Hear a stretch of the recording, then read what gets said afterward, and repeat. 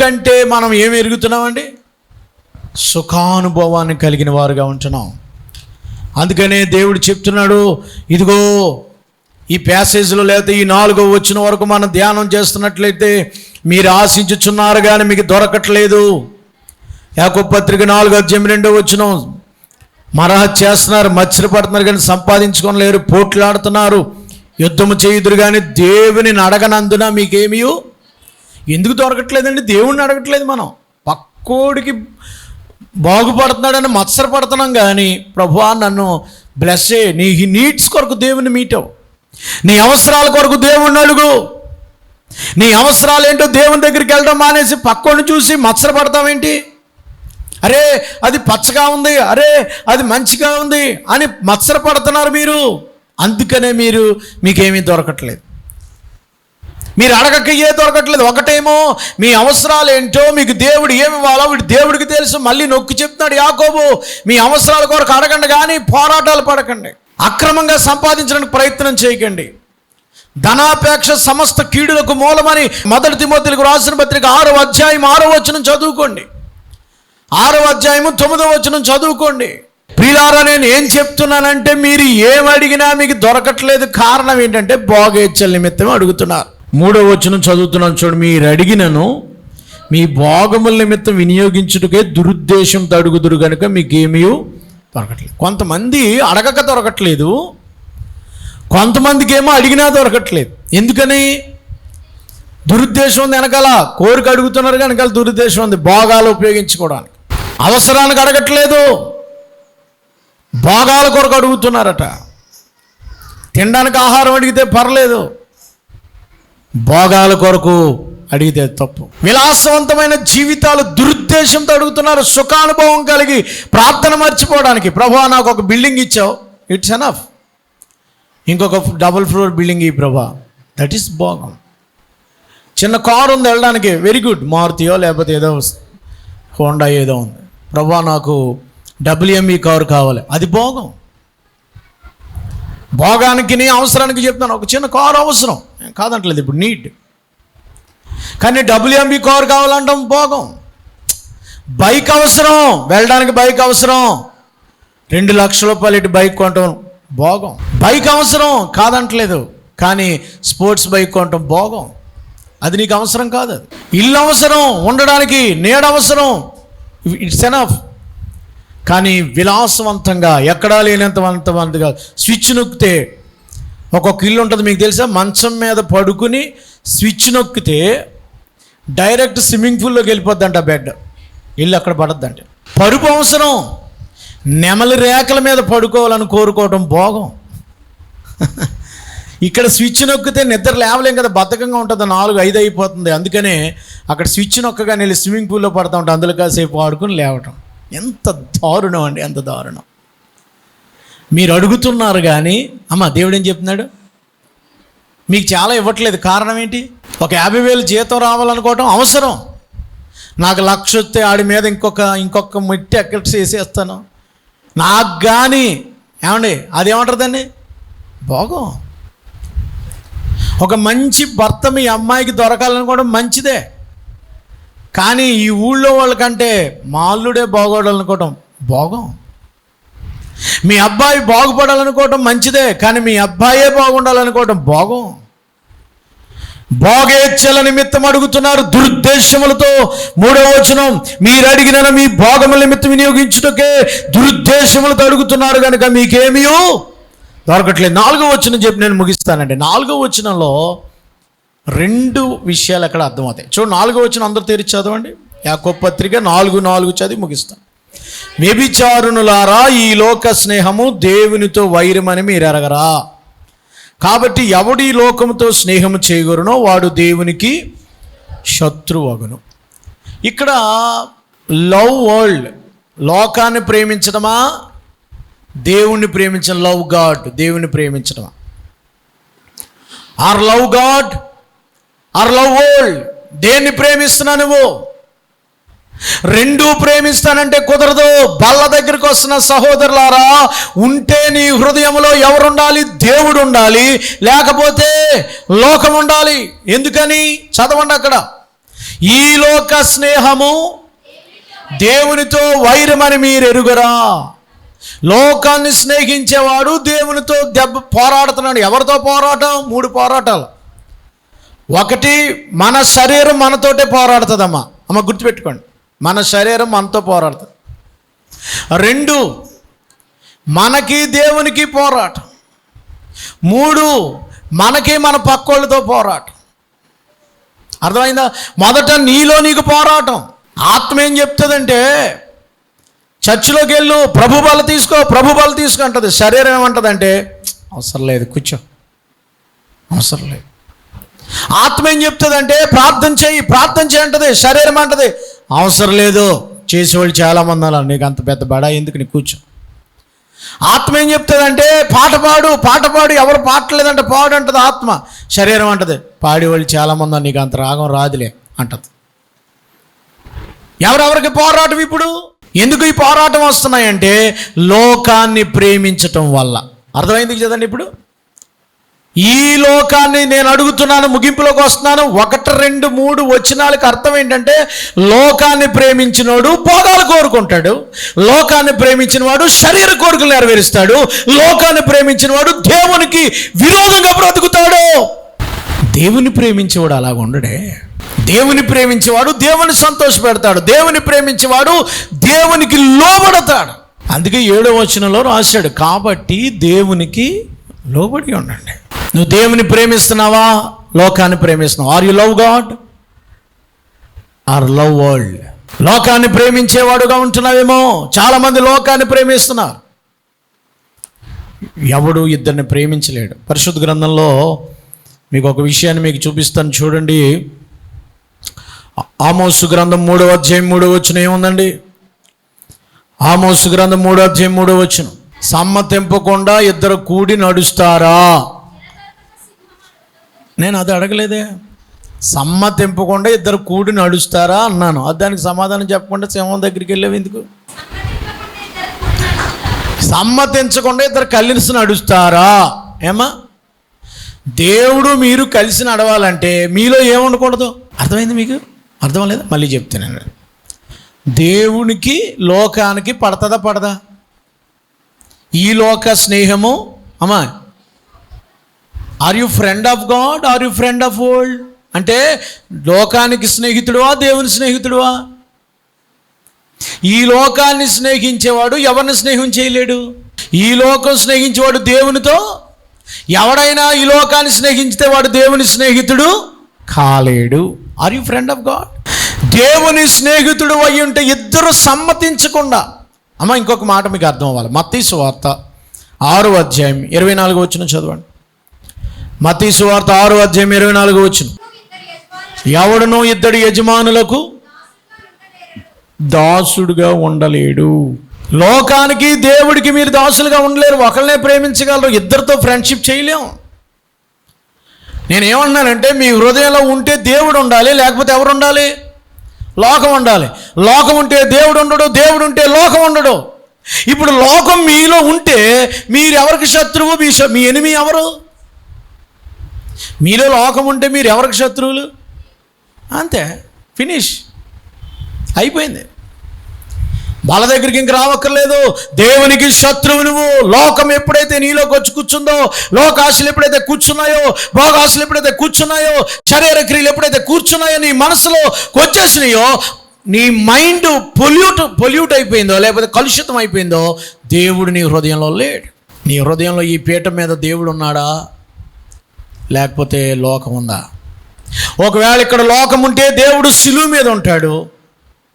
ఒకవేళ దేవుడు నీ హృదయంలో ఉంటే దేవుడు సింహాసనం మీద ఉంటాడు. ఒకవేళ లోకం నీ హృదయంలో ఉంటే దేవుడు ఇంకా శిలువ మీద వేలాడుతున్నాడు. ఇంకా యేసు ప్రభు ఇంకా శిలువ మీద వేలాడుతున్నాడు. కాబట్టి లోకము, ఈ లోక స్నేహము దేవుని దృష్టికి వైరమని మీరు ఎరగరా? కాబట్టి ఎవడైనా నీ లోకముతో స్నేహము చేయగోరునో వాడు దేవునికి శత్రువగును. స్నేహము అనే పదాన్ని గ్రీక్ భాషలో ఫిలియో అంటారు. Phileo, friendship. స్నేహితుల మధ్యన ఉన్న ప్రేమనే ఫిలియో అంట. దేవుడు అన్నాడు ఫిలియో వద్దు, అగాపేలోకి వచ్చేయను అన్నాడు. ఇప్పుడు ఈ లోకము స్నేహితులు స్నేహించే వారందరూ కూడా దేవునికి శత్రులు అయిపోతారు. అసలు దేవుని శత్రులు ఎవరు? ఎవరు దేవునికి శత్రులు? శత్రువు అంటే ఎలా ఉంటాడు? దేవుని శత్రువు ఎవరు? మీకు చూపిస్తున్నాను చూడండి. అపొస్తలుల కార్యములు 13వ అధ్యాయం 10వ వచనం. అతన్ని తేరి చూచి సెల్యూకస్ని తేరి చూచి సమస్త కపటముతోను సమస్త దుర్మార్గముతోను నిండినవాడా, అపవాది కుమారుడా, సమస్త నీతికి విరోధి, సమస్త నీతికి విరోధి. ఎవడు దెయ్యపు చేష్టలు చేస్తాడో గారిడి వాడిన అబద్ధ ప్రవక్తను బర్రయోన 6వ వచనం అని ఒక యూదుని చూచిరి. ఇతడు పౌలు అధిపతి యొద్ద ఉండేను. అతడు బర్నబాను సౌలు దేవుని వాక్యం వినగోరెను. అక్కడ చూడండి, అయితే ఎలూమా అనే అధిపతి విశ్వాసము నుండి తొలగింపవాలని యత్నం చేసి వాడిని ఎదిరించి, ఎలూమా అనే పేరుడు గారిడి వాడని అర్థము. అందుకు పౌలు అనబడిన సౌలు పరిశుద్ధాత్మ నిండినవాడై గారిడి వానితో చెప్తున్నాడు, సమస్త నీతికి విరోధి. తిన్నని మార్గాలు చెడగొట్టేవాడు అంతా దేవునికి విరోధమే. మంచి కార్యాలు చెడగొట్టేవాడు అందరూ దేవునికి విరోధి. దేవుడు అక్కడేమో ఆత్మకార్యం జరిగిస్తున్నాడు. అక్కడ ఆ ఊరిలో మరి గారిడి అక్కడ ఉన్నటువంటి మాంత్రికుల్ని మారుస్తున్నాడు ఆయన. బర్నబా సౌలు పిలిపి దేవుని వాక్యం వింటున్నారు. సెర్గిపోలు అనేటువంటి బర్రయోన అనేటువంటి ఒక ఆయన.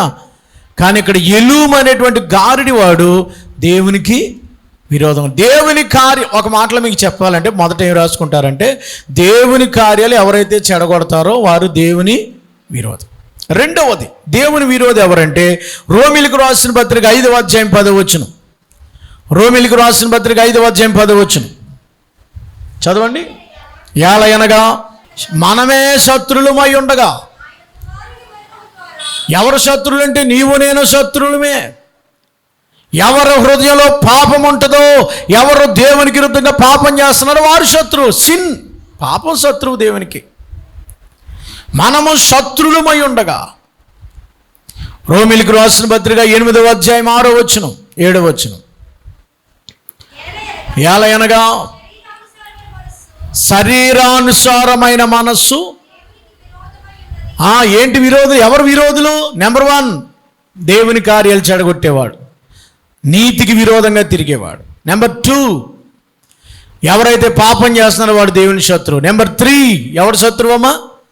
శరీరాశలు అనుసరించేవాడు దేవునికి విరోధి. ఇంకా మీరు చూడండి, 1 కొరింథీయులకు రాసిన పత్రిక 15వ అధ్యాయం 25వ వచనం. 1 కొరింథీయులకు రాసిన పత్రిక 15వ అధ్యాయం 25వ వచనం. ఎందుకనగా ఉంచు వరకు ఆయన రాజ్య పరిపాలన చేసే శత్రువులు అందరూ. ఎవరా శత్రువులు? ఎవరో శత్రువు ఎవరమ్మా? చదువు అక్కడ. కడపటి నశింపజేయబడు శత్రువు మరణము. చప్పలు కొడు దేవునికి స్తోత్రం చెప్పండి. అమ్మ, మన శత్రువు ఎవరు? ఈ బాడీకి శత్రువు ఎవరు? మరణం మీకు స్నేహితులా, ఫ్రెండా, శత్రువా? మాట్లాడండి. ఎక్కడ ఉన్నారా మీరు? మరణం మీకు స్నేహితుడా, శత్రువా? శత్రువే కదా. మరణం కావాలనుకున్నాడు. Death is my friend. మరణం అంటే నాకు ఇష్టం అంటారా? అనరు కదా. ఐ లవ్ యూ డెత్ అంటారా? అనరు. మరణం మనకి శత్రువు. ఎందుకంటే పాపం వల్ల వచ్చిన జీతమే ఆ మరణాన్ని ఓడించాడు యేసు ప్రభు. దేవునికి స్తోత్రం. 55వ వచనంలో 55వ వచనం అదే అధ్యాయం. ఓ మరణమా నీ ముల్లెక్కడా? ఓ మరణమా. శత్రువు వీళ్ళంతా. మరణమే దేవుని శత్రువు. ఫిలిప్పీయులకు రాసిన పత్రిక 3వ అధ్యాయం 18వ వచనం. బైబిల్ ముయ్యొద్దు, తిరిగేస్తూ ఉండాలి. ఫిలిప్పీయులకు రాసిన వాక్యం చూడాలి. 3వ అధ్యాయం 18వ వచనం. అనేకులు క్రీస్తు శిలువకు శత్రులుగా నడుచుకొనుచున్నారు. వీరి పర్యాలు చెప్పి ఇప్పుడు ఏడ్చుచున్నాను. నాశనమే వారు అంతం, కడిపే వారికి దేవుడు. అమ్మ, కొంతమంది ఎవరు దేవునికి శత్రువులు? సిగ్గుపడవలసిన విషయంలో తప్పు చేసి, కొంతమంది తప్పు చేసి సిగ్గుపడరు. ఘనకార్యం చేసినట్టు తిరుగుతారు. వాళ్ళే దేవునికి శత్రువులు. చూడండి అక్కడ ఏముంది 18వ వచనంలో, అనేకులు క్రీస్తు శిలువకు శత్రులుగా నడుచుకున్నారు. వీరిని గురించి నేను ఏడుస్తున్నాను. తప్పు చేసి దాని గురించి సిగ్గుపడి పశ్చాత్తాపడటం మానేసి అదేదో పెద్ద బడాయి పని చేసినట్లు కాళ్ళ రగరేసి తిరగడాన్ని ఏమంటారంట? దేవునికి శత్రువులు అంటారు. 19వ వచనం, నాశనమే వారు అంతం, వారి కడిపే వారికి దేవుడు. కొంతమందికి ఎవరు దేవుడు? రానే పొద్దుటో గిన్నె, సాయంత్రం గిన్నె. సో దేవుని వాక్యం చెప్తుంది, సిగ్గుపడవలసిన సంగతులందు అతిశయపడుతూ భూ సంబంధమైన వాటి యందు. ఇలాంటి వారు దేవునికి శత్రువులు. భూ సంబంధమైన కార్యాలు చేసేవాళ్ళు దేవునికి శత్రువులు. చివరిగా ఇంకొక మాట చెప్పాలి. కొలసీలకు రాసిన పత్రిక 1వ అధ్యాయం 21వ వచనంలో, ఎవరు దేవుని శత్రువులు?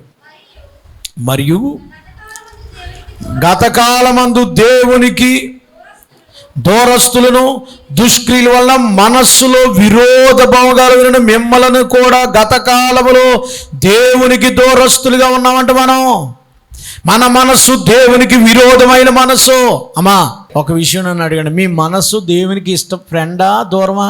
దుర్నీతి కార్యాలు చేసేవాడు, నీతి మార్గాలను చెడగొట్టేవాడు శత్రువు. రెండవది ఎవరు శత్రువు? పాపము చేసేవాడు దేవుని శత్రువు. మనమే ఆయన శత్రువులు. ఎవరి జీవితంలో పాపం ఉంటే వాడు శత్రువు. మూడవది శరీరాశలు నెరవేర్చేవాడు శత్రువు. నాలుగవది మరణమే దేవుని శత్రువు. ఐదవది దేవుని సిలువకు శత్రువుగా నడుస్తున్న వారు కడిపే వారికి దేవుడు.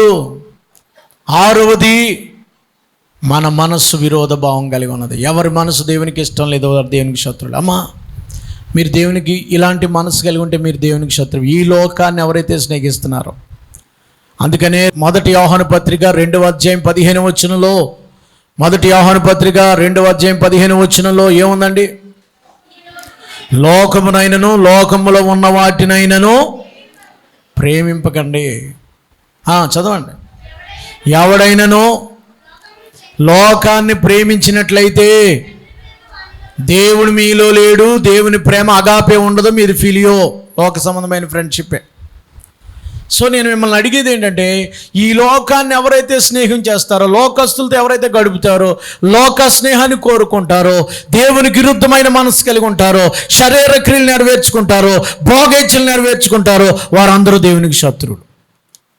ఇంత చెప్పి దేవుని స్నేహితులు ఎవరో చెప్పకపోతే బాధగా ఉంటారు.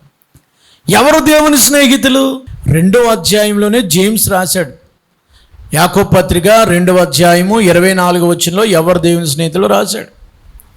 యాకోబు పత్రిక 2వ అధ్యాయము, అబ్రహాము దేవుని నమ్మెను, అది అతనికి నీతిగా ఎంచబడెను అను లేఖనము నెరవేరునట్లు, మరియు అతడు దేవుని స్నేహితుడని. అబ్రహాంకి ఏం పేరుగైందండి? 23వ వచనంలో దేవుని స్నేహితుడు. చప్పలు కూడా దేవునికి స్తోత్రం చెప్పండి. అబ్రహాం ఎవరైతే దేవుణ్ణి నమ్ముతారో వారే దేవుని. You are friend of God are friend of world? లోకాన్ని స్నేహిస్తావా, దేవుని స్నేహిస్తావా? అది నా ప్రశ్న. భోగాలు భాగ్యాలు స్నేహిస్తే దేవుని శత్రువే నువ్వు. దేవుని స్నేహితుడు అయితే ఈ లోక భోగాల్ని, ఈ లోక శరీరాశల్ని పక్కన పెట్టాలి. ఎవరు దేవుని స్నేహితులు అవుతారు? పరిశుద్ధ గ్రంథంలో యోహాను సువార్త 15వ అధ్యాయం 14-15 చదువుకుని ముగించుకుందామండి. నేను మీకు ఆజ్ఞాపించిన వాటిని మీరు చేసిన ఎడల మీరు నా స్నేహితులైందురు. అమ్మా, ఎవరు దేవుని స్నేహితులు? ఒకటే, అబ్రహాము దేవుని స్నేహితుడు అంటే అబ్రహాము దేవుణ్ణి నమ్మాడు, అది నీతిగా ఎంచబడింది. ఎవరైతే దేవుణ్ణి నమ్ముతారో, విశ్వాసం ఉంచుతారో వారు దేవుని స్నేహితులు. రెండవదిగా ఎవరు దేవుని స్నేహితులు? నేను మీకు ఆజ్ఞాపించిన వాటిని మీరు చేసిన ఎడల మీరు నా దేవుని ఆజ్ఞాపించిన వాటిని ఎవరైతే చేస్తారో వారే దేవుని స్నేహితులు. అబ్రహాము దేవునికి లోబడెను అని ఉంటుంది అక్కడ. అబ్రహాము దేవుని మాటకు లోబడ్డాడు కాబట్టి, ఆజ్ఞాపించిన వాటిని చేశాడు కాబట్టి దేవుని స్నేహితుడు. అమ్మా, నువ్వు దేవుడు ఆజ్ఞాపించిన వాటిని మీరు చేస్తున్నారా, వదిలిపెడుతున్నారా? దేవుడు ఆజ్ఞాపించిన వాటికి ఆయన ఆజ్ఞలు అనుసరించి నడుస్తున్నారా, అవి పక్కన పెట్టేశారా? ఇంకా మీరు క్రిందకు చదివినట్లయితే 15వ అధ్యాయంలో 15వ వచనంలో, దాసుడు తన యజమానుడు మీ చేయి నెరగడు గనుక మిమ్మల్ని దాసులని పిలవక స్నేహితులని పిలుచుచున్నాను. ఎందుకనగా నేను మీకు తండ్రి వలన నా సంగతులన్నీ నేను మీకు తెలియ. మిమ్మల్ని దాసులుగా చూడట్లేదు, ఇప్పుడు నేను మిమ్మల్ని స్నేహితులు. ఎవరంటే దేవుణ్ణి నమ్మేవాళ్ళు స్నేహితులు, ఆయన ఆజ్ఞలు అనుసరించే వాళ్ళే దేవుని స్నేహితులు. ఎలాగో మనం దేవుని స్నేహితులమని తెలుస్తాం, ఎలాగో మనం దేవుని ప్రేమిస్తామని తెలుస్తాం. 1 యోహాను పత్రిక 5వ అధ్యాయం 2వ వచనంలో ఎవరు దేవుని ప్రేమించేవారు? 1 యోహాను పత్రిక 5వ అధ్యాయం 2వ వచనం, ఎవరు దేవుని ప్రేమించేవారు?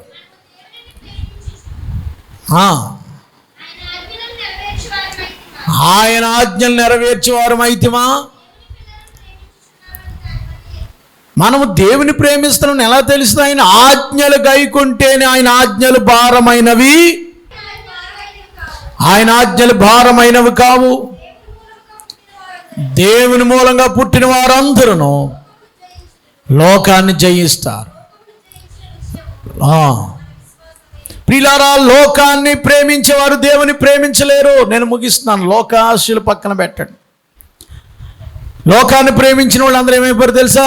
లోకాశలు గల లోతు చూపులకు లోబడబోకు హాని కలుగు. లోకాశలు గల లోతు చూపులకు లోబడబోకు హాని కలుగు. లోకమంతా సమకూర్చుకొని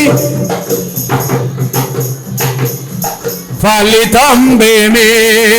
లోకమంతా సమకూర్చుకొని నీ ప్రాణంబు విడచిన ఫలితం బేమి.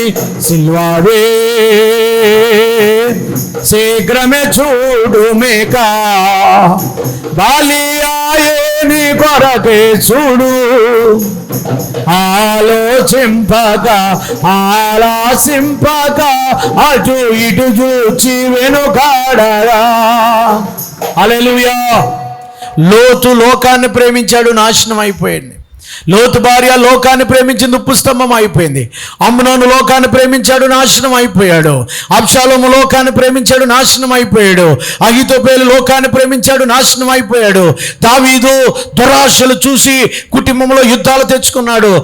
మేడ మీద నుండి చూడరాని అమ్మాయిని చూసి జీవితంలో పోరాటాలు ఇక నుంచి నీకు యుద్ధాలే అని చెప్పాడు దేవుడు, బెత్షెబతో పాపం చేయటం వల్ల. ఇలాగా ఆకాను డబ్బును ప్రేమించి తన కుటుంబ నాశనం అయిపోయింది. గెహాజీ లోకాన్ని ప్రేమించి ఏమైపోయాడు చెప్పాలా? కుష్ఠరోగం తెచ్చుకున్నాడు. యోహాను సువార్త 15:18 లోకం మిమ్మల్ని ద్వేషించిన ఎడల మీకంటే ముందుగా నన్ను ద్వేషించిన మీరు ఈ లోక సంబంధులైన ఎడల లోకము తన వారిని. మీరు లోక సంబంధులైతే లోకం మిమ్మల్ని స్నేహం చేస్తుంది. అయితే మీరు లోక సంబంధులు కారు, నేను మిమ్మల్ని లోకములో నుండి ఏర్పరచుకుంటున్న, అందుచేతనే లోకం మిమ్మల్ని ద్వేషించుచున్నది. మనం ఈ లోకాన్ని స్నేహించిన మీరు దేవుని సంబంధులు కారు అని చాలా క్లియర్గా చెప్పాడు. ఈ లోకము తన వారిని స్నేహం చేస్తుంది. దేవుని లోకం యేసుప్రభువుని సిలువెందుకు వేసింది? లోకము యేసుప్రభువుని ద్వేషించింది కనుక. ఆయన నీతి మార్గాన్ని, ఆయన ముక్తి మార్గాన్ని, ఆయన పరిశుద్ధ మార్గాన్ని, ఆయన యథార్థ మార్గాన్ని, ఆయన యొక్క నిత్య మార్గాన్ని లోకం ద్వేషిస్తుంది. మంచితనం ఎవరికి నచ్చదో? చెడిపో బాగుండని చెప్తే నచ్చుద్ది మీకు. మంచి బాధ చెప్పాననుకోండి, నేను మీకు నచ్చను. 4 జోకులు వేసి అబ్బా ఆహాహా ఓహోహో అనిపిస్తే సూపర్. లోకాన్ని స్నేహిస్తున్నారు ప్రియులారా. లోకాన్ని పక్కన పెడదాం. లోకము దాని ఆశలు గతించిపోతాయి. లోకంలో 3 ఉంటాయి: శరీరాశ, నేత్రాశ, జీవపుడము. ఇవి లోకములో నుంచి పుట్టుచున్నాయి. 1 యోహాను పత్రిక 2వ అధ్యాయం 15-16 వచనాలు అక్కడ ఉంటాయి. జేమ్స్ మొట్టమొదటే చెప్పాడు భక్తి అంటే ఏంటంటే. 1వ అధ్యాయం 27వ వచనంలో యాకోబు పత్రికలో మొదటే చెప్పాడు, ఇహలోకమాలిని మంటుకొనకుండా మిమ్మల్ని మీరు కాపాడుకోండి. అదే భక్తి. చూడండి, నేను ముగిస్తున్నాను. ఒక క్వశ్చన్ మిమ్మల్ని వేసి ముగిస్తాను. మీరు లోకాన్ని ప్రేమిస్తున్నారా, దేవుణ్ణి ప్రేమిస్తున్నారా? ఆన్సర్ ఉందా మీ దగ్గర? అయ్యా అమ్మ, లోకాన్ని ప్రేమిస్తున్నారా, దేవుని ప్రేమిస్తున్నారా? మీరు లోకాన్ని ప్రేమిస్తే దేవుని ప్రేమించలేరు. మీరు దేవుని ప్రేమిస్తే లోకాన్ని ప్రేమించలేరు. ఏదో ఒకటే జరుగుద్ది. Are you want world are you want Jesus? Are you love Jesus are you love gold? యేసును ప్రేమిస్తావా, లోకాన్ని ప్రేమిస్తావా? పాపాన్ని ప్రేమిస్తావా, దేవుణ్ణి ప్రేమిస్తావా? యేసుని ప్రేమిస్తే లోకానికి విరోధం. ఒకవేళ నేను లోకాన్ని ప్రేమిస్తే నువ్వు దేవునికి శత్రు. You are the enemy. లోకాశునిలో ఉంటూ యు ఆర్ ద ఎనిమీ. ఎవరో కాదు, దేవుని శత్రువు నీవే. శరీరము ఆత్మకి ఎప్పుడు పోరాటాలు జరుగుతుంది. అందుకే పోరాటం కలుగుతుంది. మనం దేవుని ప్రేమిస్తే లోకం మనల్ని శత్రువులుగా చూస్తుంది. వీడు అబద్ధాలు ఆడరా, వీడు దొంగతనాలకు రాడరా, వీడు త్రాగడరా, వీడు లంచాలు తీసుకోడరా, ఈవిడి పరిశుద్ధరాలు అంటారా, ద్వేషిస్తారు. అవును, యేసయ్యని ద్వేషించారు, ప్రాబ్లం లేదు. అనేకులు తిడతారు మనల్ని, ప్రాబ్లం లేదు. దేవుని ప్రేమించినందుకు శిక్షించబడినా పర్లేదు. కనుక నువ్వు దేవుని ప్రేమించేవాడు అయితే దేవునికి నీ హృదయమే, నీ శరీరాశలు నెరవేర్చుకుంటూ నువ్వు బాల దగ్గరికి వస్తే దేవుని బిడ్డవు కాలేవు. తల ఉంచండి, ప్రార్థన చేసుకుందాం. మహాపరిశుద్ధుడు అయిన మా తండ్రి, are you love of God, are you love of world? మాతో మాట్లాడాం. దేవుని ప్రేమిస్తున్నావా, లోకాన్ని ప్రేమిస్తున్నావా? మీలో పోరాటాలు, యుద్ధాలు, నరహత్యలు, మత్సరాలు ఎందుకు వస్తున్నాయంటే మీ భోగేచ్ఛల నిమిత్తం, మీ దురుద్దేశాల నిమిత్తం, మీ శరీరేచ్ఛల నిమిత్తం అన్నావు. ఎవడైతే భోగాల్ని, శరీరాలను ప్రేమిస్తాడో దేవుడు వాళ్ళు లేడు. కనుక దేవుని ప్రేమ అగాపే లేదు, ఫిలియో మాత్రమే. నాయన, మా జీవితాల్లో నిన్ను ప్రేమించేవారు ఉండడానికి సహాయం చేయండి. ఎవడైనా ఈ లోకాన్ని స్నేహం చేస్తే వాడి దేవునికి విరోధం అన్నావు. మేము ఈ లోకాన్ని ప్రేమిస్తూ బల దగ్గరికి వస్తున్నాం. ఈ లోకాన్ని ప్రేమిస్తూ నీ శరీర రక్త మాంసాలు తింటున్నాం. మమ్మల్ని క్షమించండి. పశ్చాత్తాపంతో, పరిశుద్ధ హృదయంతో నిన్ను ప్రేమించి నీకు స్నేహితులు అవ్వడానికి సహాయం చేయండి. మమ్మల్ని దాసులను పిలక స్నేహితులను పిలుస్తున్నావు. అబ్రహాము నిన్ను నమ్మాడు, నీకు లోబడ్డాడు, అందుకని నీకు స్నేహితుడయ్యాడు. ఎవరు నీ ఆజ్ఞలు గైకొంటారో వారే నీకు స్నేహితులు. అట్టి మనసు మాకు దయచేయండి. ప్రతి ఒక్కరు నీకు స్నేహితులుగా బ్రతికి లోకాన్ని ద్వేషించి మీరిచ్చే ఆ రాజ్యంలో ప్రవేశించే భాగ్యం దయచేయమని యేసు ప్రభువారి పేరట వేడుకొనుచున్నాము తండ్రి. ఆమేన్.